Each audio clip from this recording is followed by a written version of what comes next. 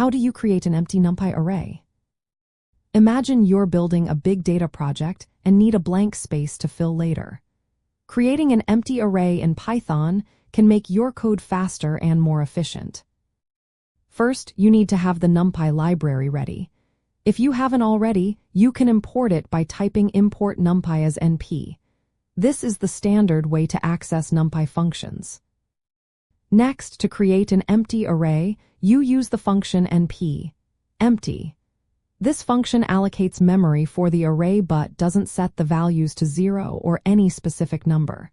Instead, it leaves whatever was in that memory before. When you call np, empty, you need to tell it the shape of the array you want. The shape is written as a tuple.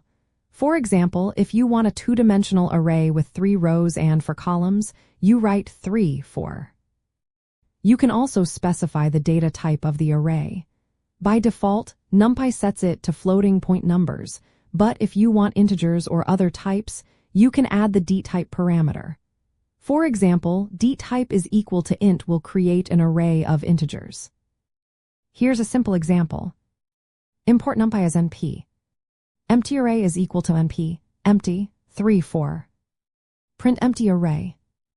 This code creates a 3-row, 4-column array with uninitialized values. The numbers you see are just whatever was in memory at that moment, so they look like random garbage. Using empty arrays is helpful when you're working with large datasets.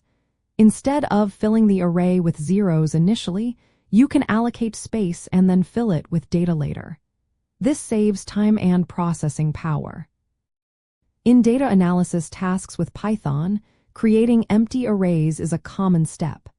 It helps you prepare your data structures before adding actual data, making your code more organized and efficient. Remember, always specify the shape and data type to match your needs.